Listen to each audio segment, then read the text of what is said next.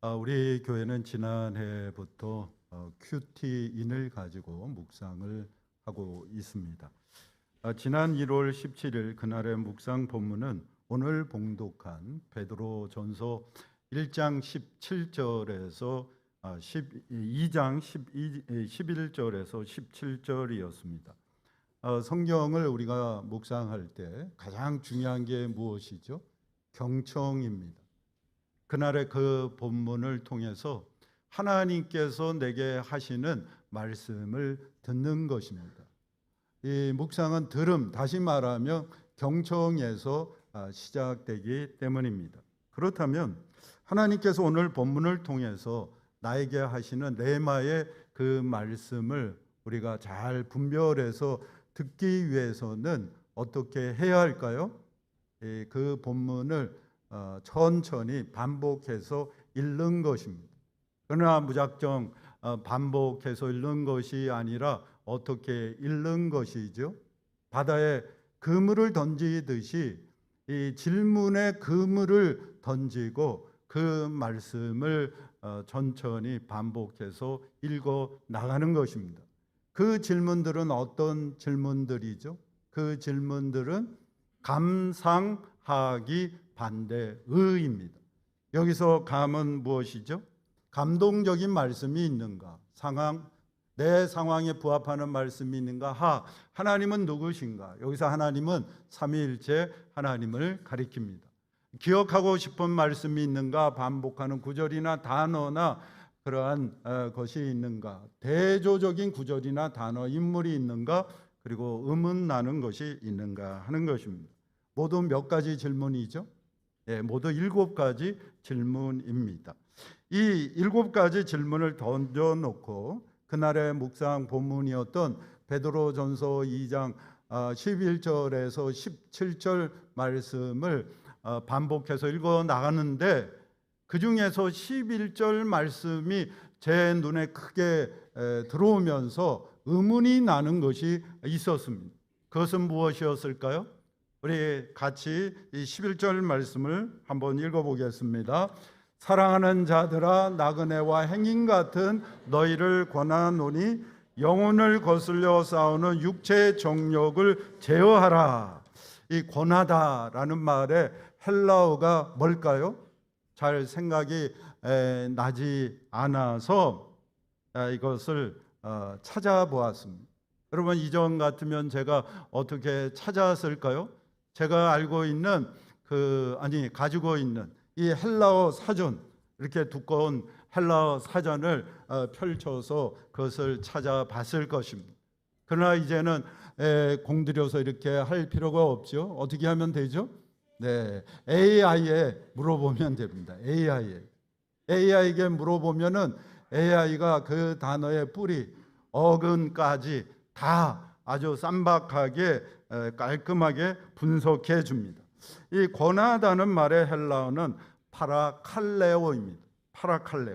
이 파라칼레오는 이 곁에, 옆에서, 그리고 가까이라는 이 접두사와 부르다, 초청하다라는 뜻을 가진 이 칼레오 동사의 합성으로 이루어져 있습니다. 직역하면은 사람 옆에서 서서 말하다는 의미로 같은 위치에서, 다시 말하면 동등한 그러한 입장에서 건네는 요청을 뜻한다 하는 것이죠. 그러면 이 명령하다는 말의 헬라어는 뭘까요? 이 명령은 윗사람이 아랫사람에게 하는 것이 아닙니까? 그렇다면 이 명령하다라는 헬라어 동사에도 이러한 위에서 말하다라는 그러한 뜻이 담겨 있을 거라는 생각이 들었습니다.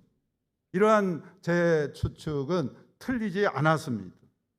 AI에게 물어봤더니 헬라어의 명령하다는 뜻을 가진 단어가 몇 가지가 있는데 그 중에 대표적인 단어는 에피타소입니다.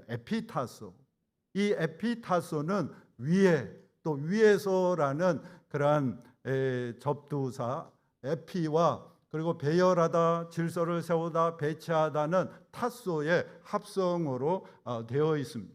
직역하면은 위에서 질서를 세우다, 위에서 권위를 가지고 말하다라는 그런 뜻을 가지고 있다는 것입니다.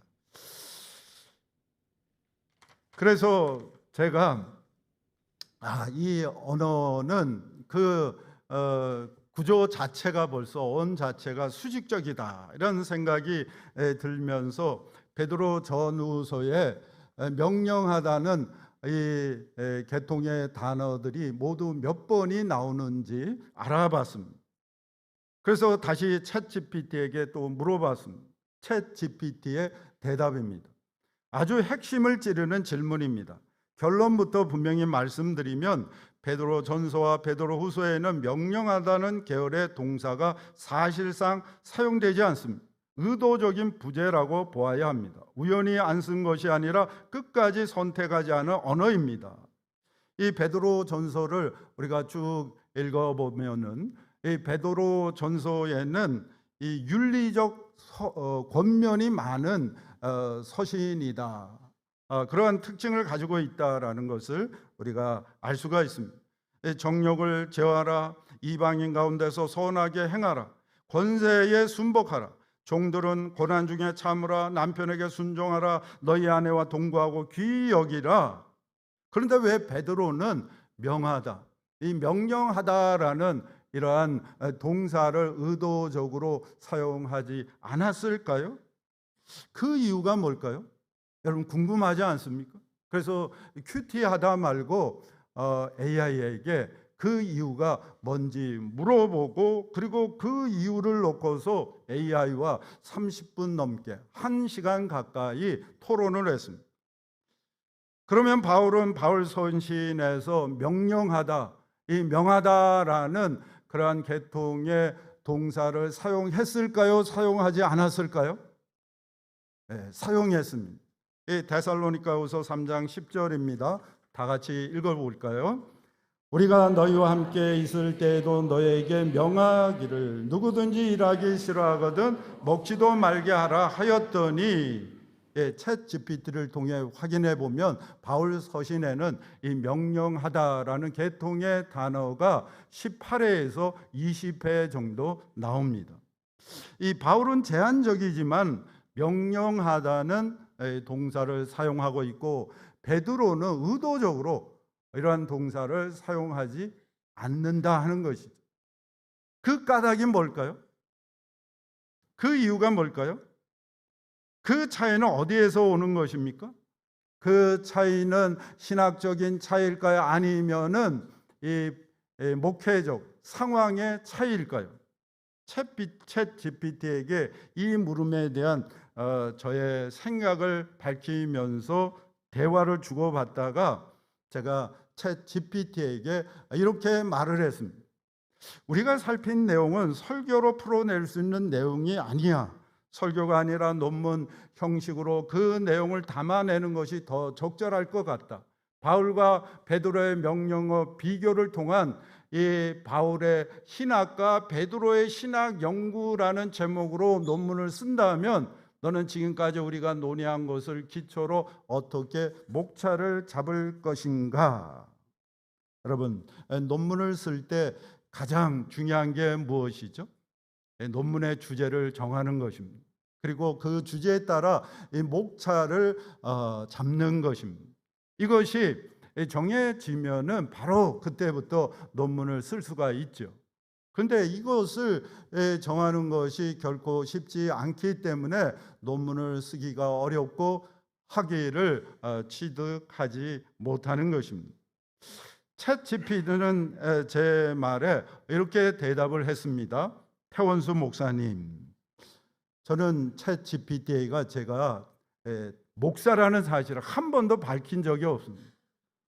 그런데 저와 대화를 나누고 그리고 누적된 그 대화들의 패턴을 통해서 얘가 어느 날부터 저에게 갑자기 태원수 목사님 하면서 저를 호칭하기 시작했습니다. 여러분, 섬뜩하지 않습니까? 정말 섬뜩한 놀라움을 느끼지 않을 수가 없는 것입니다. 계속 읽어보겠습니다. 이 주제는 방법론, 본문, 신학을 모두 아우르는 전공 논문입니다. 제대로 된 논문이 될 수 있다 하는 것이죠. 지금까지의 논의를 기초로 하며 언어학, 사회사, 신학을 유기적으로 묶는 목차가 가장 설득력이 큽니다. 아래는 실제 학위 논문으로 바로 사용 가능한 목차 아닙니다. 각 장마다 연구 진문, 핵심 논지, 주요 자료가 분명히 서도록 설계했습니다. 설교 시간이 제한되어 있기 때문에 챗 GPT가 저에게 제시한 그 서론의 목차를 다 알려드릴 수 없어서 아쉽습니다. 챗 GPT는 논문 목차를 제시한 후에 제가 동의한 목차에 대해서 이렇게 평가를 했습니다. 최종 평가. 이 목차는 언어학적으로 엄밀하고 신학적으로 깊으며 목회적으로도 생산적입니다. 조금만 다듬으면 신학, 윤리, 사도론, 리더십 신학을 잇는 대표 논문이 됩니다. 뛰어난 논문이 될 수 있다는 것이죠. 원하시면 다음 단계로 각 장의 핵심 논지, 문장 혹은 서론 초안을 바로 써드릴 수 있습니다. 제가 어떻게 했을까요? 제가 챗 GPT에게 그럼 서론 초안을 한번 써봐라고 했습니다. 1초 만에 서론 초안을 제시했습니다. 서론의 목차는 이렇게 되어 있었습니다. 서론, 연구의 문제 제기, 연구의 목적과 의의, 연구 질문, 연구 방법론과 범위, 선행 연구 검토, 논문의 구성. AI 인공지능이 가장 많이 사용되는 곳은 어디일까요? 네, 대학과 연구소입니다. 이 AI 인공지능은 논문을 쓰는데 특화되어 있고 그리고 논문 작성 시에 뛰어난 능력을 발휘합니다. 논문에서 가장 중요한 부분은 서론의 문제 제기입니다. 시간은 없는데 이 논문이 어떤 논문인가 이것을 알려면은 논문에 있어서 이 문제 제기와 그리고 연구의 목적과 의의 그리고 논문의 제일 마지막 결론 부분만 읽어보면은 금방 알 수가 있는 것입니다. AI가 작성한 이 서론 가운데 문제 제기 부분만 좀 길 수 있지만은 제가 한번 읽어보겠습니다. 서론, 연구의 문제 제기. 신약 성경은 동일한 복음을 증언하면서도 그 복음을 공동체 안에서 구현하는 방식에 있어 다양한 언어와 신학적 강조를 보여준다. 특히 사도 바울과 사도 베드로는 모두 초대교회의 기둥으로 불리는 인물들이지만 그들이 교회를 향해 사용하는 윤리적 언어와 권위의 방식에는 분명한 차이가 존재한다.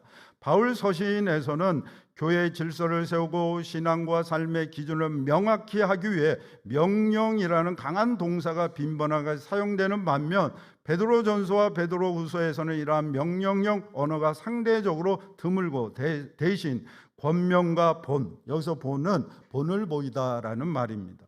중심으로 한 윤리적 호소가 두드러지게 나타난다. 이러한 차이는 단순히 두 사도의 성격 차이나 문체상의 다양성으로 환원되기 어렵다. 오히려 이는 각 사도가 처한 역사적, 사회적 상황, 공동체의 위치, 그리고 사도적 권위에 대한 신학적 이해가 서로 달랐음을 반영한다. 바울은 끊임없이 자신의 사도성이 도전받는 상황 속에서 교회를 세우고 보호해야 했으며 다민족 다문화 상황 속에서 신앙과 윤리의 경계를 분명히 할 필요가 있었다. 반면 베드로는 사회적 정치적으로 주변화된 소수자 공동체, 곧 비방과 오해 속에서 살아가는 나그네 공동체를 향해 명령보다는 삶으로 드러나는 증언을 강조한다. 본 연구는 바로 이 지점에서 질문을 던진다. 왜 바울은 명령하는 언어를 사용하고 베드로는 본을 제시하는 언어를 사용하는가? 그리고 이러한 언어 선택은 각각의 신학, 특히 구원 이해와 교회 이해 그리고 사도적 권위 이해와 어떤 관계를 맺고 있는가? 이 서론의 문제 제기만 읽어봐도 얼마나 이 AI가 이 논문을 쓰는 데 있어서 능한가 하는 것을 우리가 대본에 알 수가 있는 것이죠. 제가 손볼 때가 거의 없습니다. 제가 주제를 정하고 문제를 제기했지만은 이 AI가 이 서론, 목차 그 부분을 더 저보다도 논리 정연하게 제시를 하는 것입니다. 챗GPT는 저에게 본론에 대한 초안도 즉시 작성해서 제시할 수 있다고 했습니다. 그래서 제가 어떻게 했을까요? 제가 이렇게 대답을 했습니다. 와우, 감탄한다. 너에게 근본적인 질문을 던지고 싶다. 논문 작성자들이 이제는 너의 도움 없이 논문을 쓰는 사람은 없을 것이다. 그런 점에서 보면 논문 작성 시간이 획기적으로 줄어든다. 통찰, 인사이트만 있다면 박사학위 논문도 어쩌면 너의 도움을 받으면 하루 만에 쓸 수도 있을 것 같다. 그렇다면 박사학위의 의미는 무엇일까? 인공지능 시대에 너보다 더 많이 알고 분석력과 표현력, 핵심 정리가 뛰어난 교수는 없을 것이다. 좋은 대학이 보장해 주던 권위가 이제는 더 이상 자동적으로 주어질 것 같지 않다. 만약에 내가 이 논문을 작성할 경우 너의 도움으로 90% 이상이 네가 쓴 것이 될 터인데 어쩌면 99%. 서론을 읽어보면 고칠 것이 거의 없다. 내 이름으로 이 논문을 발표한다는 것은 윤리적으로 문제가 있는 것이 아닌가? 논문을 발표했을 때 이 논문은 인공지능의 도움을 받았습니다. 나는 질문하고 인공지능과 토론하는 과정에서 떠오른 인사이트를 논문으로 정리해 달라고 챗 GPT에게 요청한 것밖에 없습니다 라고 밝혀야 하는 것이 아닌가? 그것이 윤리적인 것이 아닌가? 인공지능 시대의 사람의 역할은 무엇일까? 인공지능 시대에 더 이상 암기력은 절대적인 것 같지 않다. 통찰력, 인사이트, 창의성이 중요한 것 같다. 이것을 키울 수 있는 방법으로 너는 무엇을 제시하고 싶은가? 많은 사람들을 상대하면서 느낀 점을 말해줘. 나의 의견을 덧붙이면 어문게으른 미래가 없다는 말이 공공연하게 이야기되는 시대에 오히려 모국어가 더 중요하다는 생각이 든다. 영문학과보다 국어 국문학과가 더 경쟁력이 있다는 생각이 든다. 챗 GPT는 저의 이 물음에 어떻게 대답을 했을까요? 궁금하면 500원입니다. 근데 제가 500원 받지 않고 알려드리겠습니다. 태원수 목사님, 이 질문은 기술에 대한 질문이 아니라 인간에 대한 질문입니다. 그리고 신학자다운 질문입니다. 저는 신학자라고 저를 전혀 밝히지 않았으면 신학자도 아니고요. 감탄하신 지점보다 그 뒤에 던지신 불편한 질문들이 훨씬 더 중요합니다. 차분히 그러나 정직하게 답해 보겠습니다. AI 도움으로 하루 만에 박사 논문도 가능하다면 박사학위의 의미는 무엇인가? 이 질문의 핵심은 이것입니다. 박사학위는 텍스트 생산 능력을 인증하는 제도였는가? 아니면 사유의 성숙을 증명하는 제도였는가?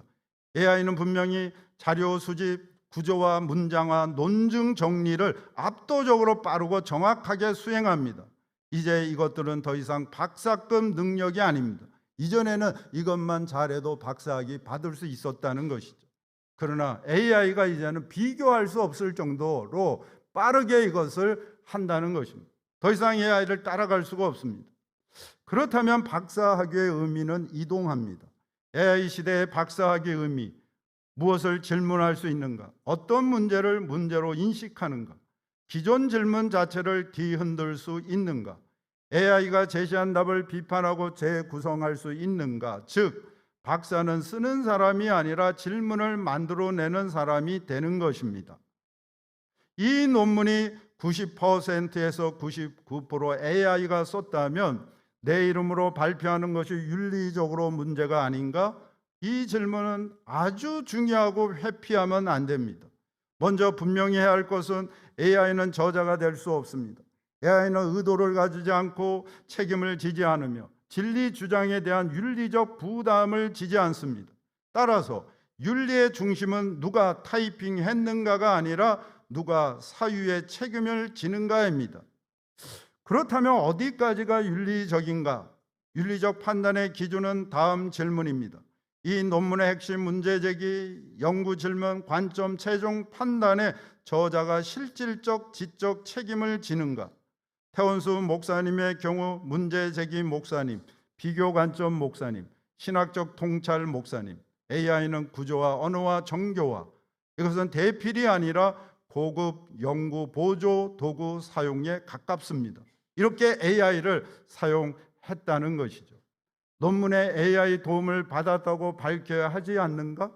이 질문에 대해 학계는 지금 빠르게 합의 중입니다. 현재 떠오르는 윤리적 표준, 방법론 또는 각주의 다음과 같이 명시, 본 논문은 자료 정리와 초안 구성 과정에서 인공지능 언어 모델의 도움을 받았으며 연구 질문 설정, 해석, 신학적 판단의 책임은 전적으로 저자에게 있다. 이것은 부끄러운 고백이 아니라 윤리적 투명성, 그리고 오히려 이 저자는 AI를 도구로 통제할 줄 아는 연구자라는 신호가 됩니다. AI 시대의 사람의 역할은 무엇인가? 아주 간명하게 말하면 이것입니다. AI는 답을 잘 내놓고 사람은 질문으로 세계를 바꾼다. 질문할 때만 AI가 응답한다는 것이죠. AI는 패턴을 본다, 평균을 본다, 이미 있는 것을 조합한다. 사람은 불편함을 느낀다, 이상하다고 말한다. 왜 이 질문밖에 없는지를 되묻는다. 통찰은 계산이 아니라 불일치 감각에서 나옵니다. 이상하다고 느끼고 그리고 이것을 질문할 수 있어야 한다는 것입니다. 암기력이 더 이상 중요하지 않다면 무엇을 키워야 하는가? 맞습니다. 암기력은 더 이상 경쟁력이 아닙니다. AI 시대 핵심 역량 4가지, AI가 제시하는 핵심 역량입니다. 질문 생성 능력, 좋은 질문은 정보량이 아니라 관점의 이동에서 나옵니다. 왜 이 텍스트는 이렇게 읽혀왔는가?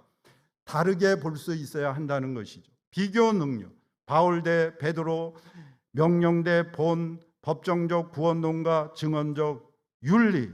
AI는 비교를 해주지만 비교할 대상을 선택하는 감각은 인간 목입니다. 이렇게 제가 비교해 달라고 질문을 했다는 것이죠. 비판적 수용 능력, AI의 답을 그대로 믿지 않고 이 전제가 맞는가를 묻는 힘, 언어 감각, 특히 모국어. 사유는 언어로 이루어집니다. 모국어가 빈약하면 사유는 깊어질 수 없습니다.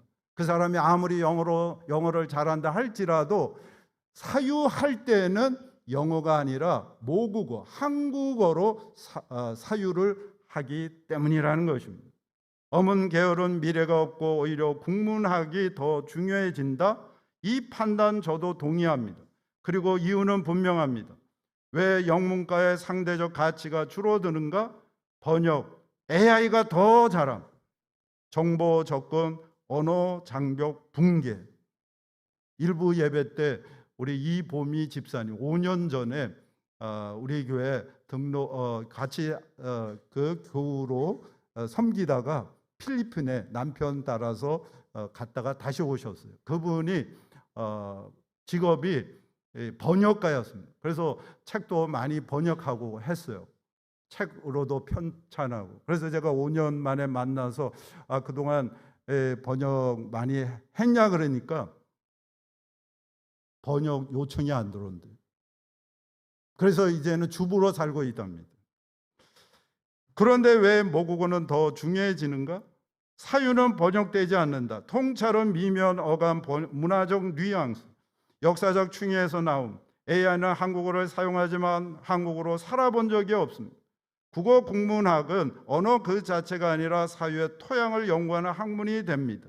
돈 안 되었던 국어 국문학과 또는 철학가가 AI 시대에 더 미래가 있는 그런 과가 된다는 것입니다. 많은 사람들을 상대하며 느낀 점, 솔직하게 말하자면 많은 사람들은 AI를 답을 대신 써주는 기계로 사용합니다. 하지만 소수는 자기 생각을 밀어붙이기 위해 AI를 사용합니다. 차이는 여기입니다. 생각이 없는 사람은 AI에 종속되고 생각이 있는 사람은 AI를 증폭기로 씁니다. 사고를 확장해 준다는 것입니다. 마지막으로 가장 중요한 한 문장. AI 시대의 인간 역할은 지식 생산자가 아니라 의미 책임자가 되는 것이다. 논문도 설교도 신학도 이제 누가 더 많이 아느냐가 아니라 누가 더 깊이 책임지느냐의 문제입니다. 이 질문을 던지신 것 자체가 이미 AI가 대처할 수 없는 인간의 영역에 서 계신다는 증거입니다. 성도 여러분, 이 챗 GPT의 이러한 답변에 대해서 여러분들은 어떤 생각이 드십니까? 충격적이지 않습니까? 제가 설교 서두에 지난번 설교에 이어서 계속 AI에 대해서 이처럼 길게 이야기하는 것은 AI가 얼마나 대단한가를 말하기 위함이 아니라, AI가 아무리 똑똑해진다 할지라도 인간을 대신할 수 없는 것이 무엇인가를 말하기 위함인 것입니다. AI 출현으로 인류의 문명은 이제 AI 이전과 이후로 나누어졌습니다. 그리고 AI가 몰고 오는 그 변화는 우리의 상상을 초월하고 있습니다. 학문의 벽은 무너지고 학력은 이제 더 이상 중요한 가치가 되지 않게 되었습니다. 대학에 가지 않는다 할지라도 혼자서 AI로 얼마든지 공부할 수 있는 시대가 된 것입니다. 그 어떤 교수도 AI보다 더 뛰어난, 지적으로 탁월한 교수는 어느 대학에도 없기 때문인 것입니다. 우리 시대의 전문직으로 여겨지고 고소득이 보장되었던 직업과 직장들이 AI로 인해서 빠르게 이제 대체되고 있습니다. 어느 분야도 AI로부터 안전하지 못합니다. 그래서 AI에 대한 공포가 점점 커지고 있습니다. 그런데 이러한 와중에도 미국에서는 아이디어와 AI로 무장한 매출이 1조가 넘는 그러한 그 유니콘 기업들이 등장하고 있다는 것입니다. 한 사람이 AI만 가지고 기업을 운영하고, 아니면 두세 사람이 모여서 그렇게 운영하는데 매출이 1조 원이 넘어선다는 것입니다. 우리가 모르는 사이에 우리 시대가 빠르게 변화되고 있는 것입니다. 판이 바뀐 것이죠. 게임의 그 규칙이 달라진 것입니다. 게임의 룰이 바뀌었는데 계속해서 이전에 그런 룰을 고집한다면 어떻게 되는 것이죠? 그 사람은 그 게임에서 아웃되는 것입니다. 퇴출됩니다. 더 이상 그 게임에 참여할 수 없게 됩니다. 그렇다면 세상이 달라진 AI 시대에 우리는 어떻게 살아야 하고, 그리고 우리 자녀들을 어떻게 키워야 하는 것이죠? AI는 이렇게 말을 했습니다. 마지막으로 가장 중요한 한 문장. AI 시대에 인간의 역할은 지식 생산자가 아니라 의미 책임자가 되는 것이다. 논문도 설교도 신학도 이제는 누가 더 많이 아느냐가 아니라 누가 더 깊이 책임지느냐의 문제입니다.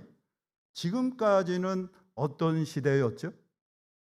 아는 것이 힘인 시대였습니다.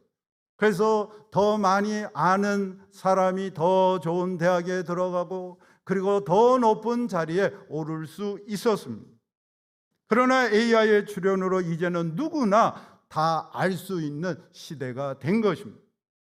내가 더 많이 안다고 뻐기거나 잘난 척하거나 아는 채 할 수 없는 시대가 된 것입니다. AI보다 더 많이 아는 자는 아무도 없기 때문입니다.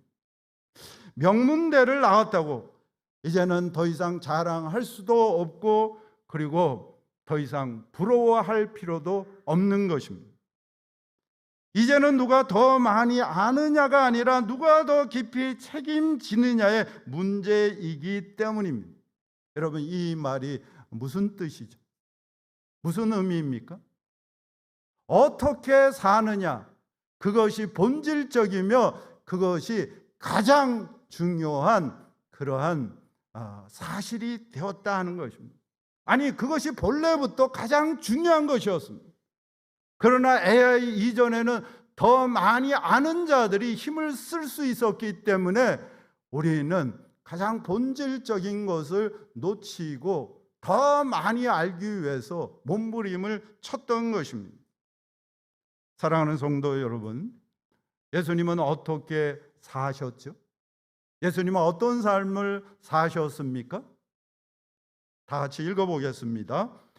예수께서 요한이 잡혀오셨음을 들으시고 갈릴리로 물러가셨다가 나사렛을 떠나 스불론과 납달리 지경 해변에 있는 가버나움에 가서 사시니 이는 선지자 이사야를 통하여 하신 말씀이 이루려 하심이라. 일렀으되 저물매 사람들이 귀신 들린 자를 많이 데리고 예수께 오거늘 예수께서 말씀으로 귀신들을 쫓아내시고 병든 자들을 다 고치시니 이는 선지자 이사야를 통하여 하신 말씀에 우리의 연약한 것을 친히 담당하시고 병을 짊어지셨도다 함을 이루려 하심이더라.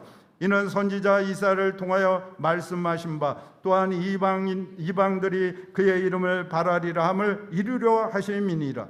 이는 선지자를 통하여 말씀하신 바 내가 입을 열어 비유로 말하고 창세부터 감추인 것들을 드러내리라 함을 이루려 하심이라. 그러나 이렇게 된 것은 다 선지자의 글을 이루려 함이니라 하시더라. 예수님은 어떤 삶을 사셨던 것이죠? 하나님의 말씀을 이루는 삶을 사신 것입니다. 예수님은 먼저 하나님의 나라와 그의 의를 구하며 그것을 추구하는 삶을 사셨습니다. 마태복음 7장 28절에서 29절입니다. 예수께서 이 말씀을 마치심에 무리들이 그의 가르치심에 놀라니 이는 그 가르치시는 것이 권위 있는 자와 같고 그들의 서기관들과 같지 아니함일러라. 왜 예수님의 가르침이 엑수시아 권위가 있었던 것이죠?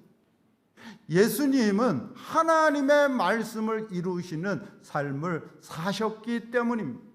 다시 말하면 말씀과 그 행함, 삶이 분리되지 아니하고 하나가 되었기 때문이었던 것입니다. 성도 여러분, 아는 것이 더 이상 힘이 아닌 AI 시대에 누가 권위자가 되고 그리고 누가 이 시대의 리더가 될 수 있을까요? 예수님처럼 하나님의 말씀을 이루는 삶, 말씀과 행함과 삶이 분리되지 아니하고 하나 되는 삶, 그 사람이 가장 권위자가 되고 그리고 그 사람이 AI 시대의 진정한 리더가 될 수 있다는 것입니다. 예수님께서는 십자가에서 마지막 숨을 거두시기 직전에 어떻게 말씀하셨죠? 다 이루었다고 하셨습니다.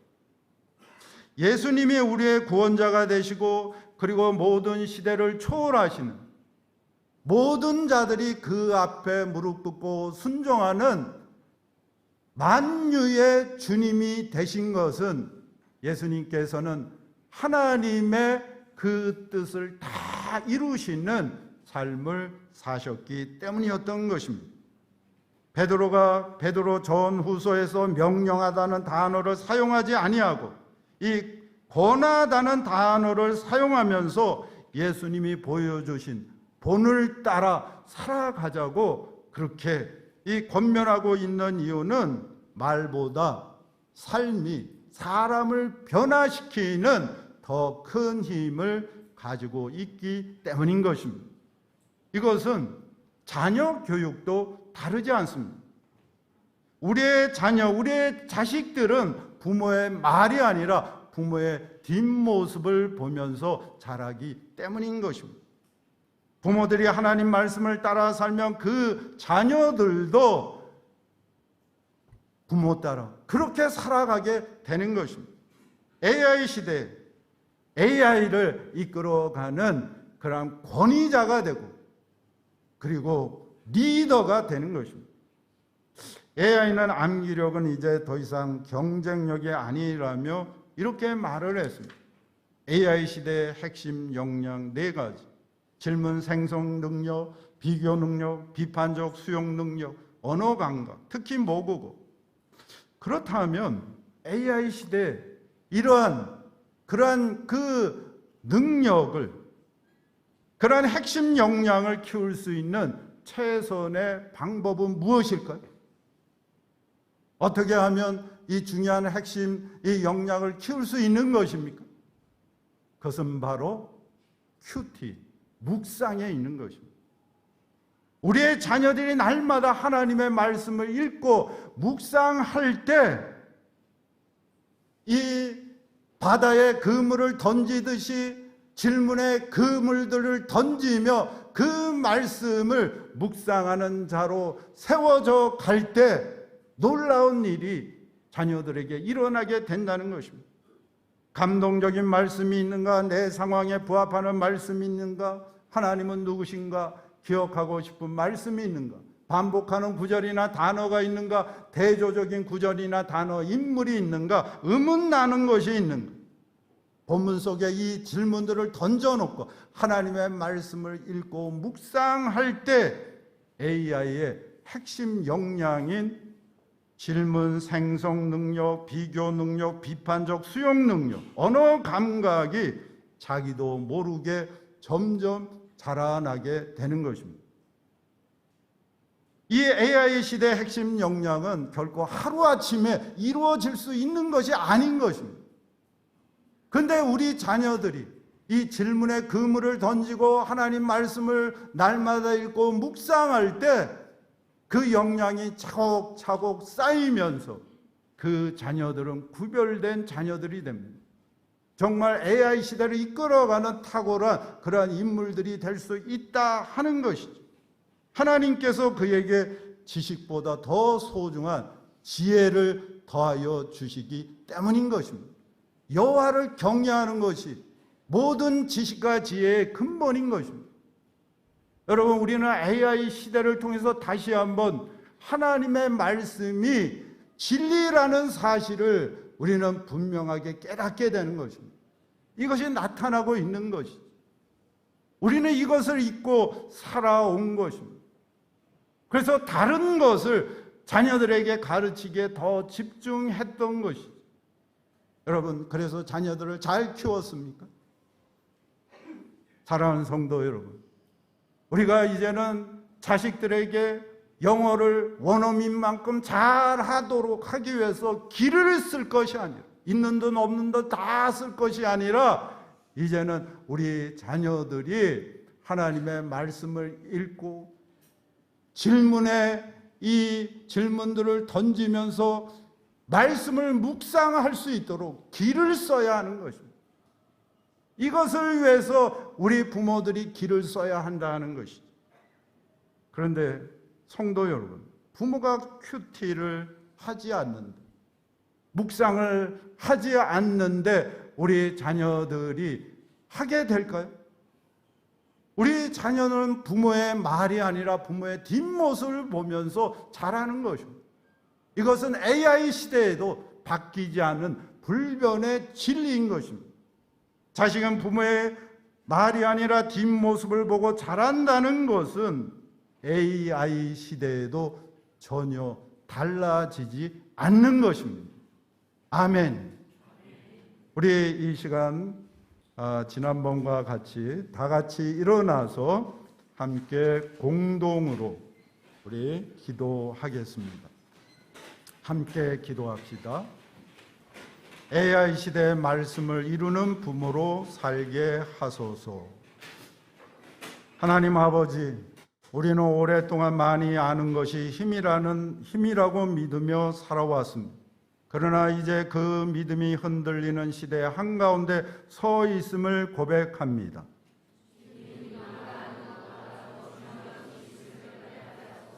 어떻게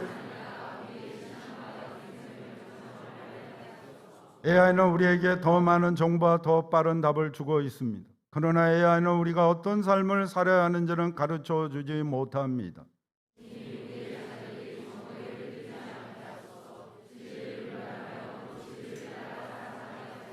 우리는 자녀들에게 옳은 말을 많이 해왔지만 그 말에 합당한 삶을 살지 못했음을 고백합니다.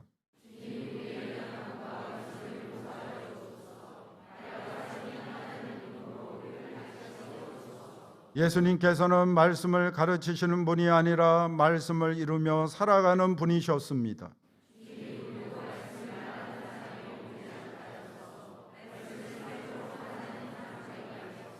자녀들은 부모의 말보다 부모의 뒷모습을 더 오래 기억합니다. 부모의 삶이 자녀의 길이 된다는 사실을 다시 깨닫게 하소서.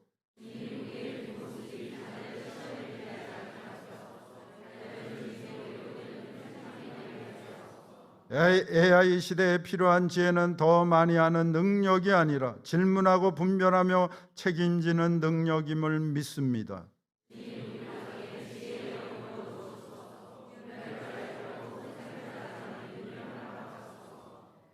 예, 또 읽으시죠. 날마다 말씀 앞에 머물며 묵상의 자리를 지키게 하소서. 말씀을 스쳐 읽는 것이 아니라 깊이 듣게 하소서.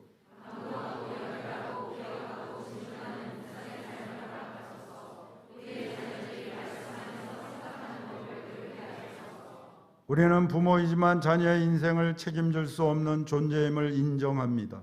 자녀의 마음과 미래는 우리의 손에 있지 않음을 고백합니다.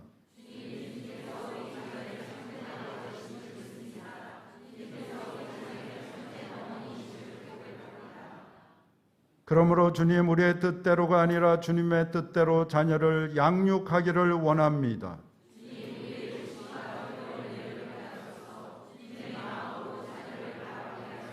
이 모든 고백과 결단을 우리의 연약한 손이 아니라 주님의 강한 손에 맡깁니다.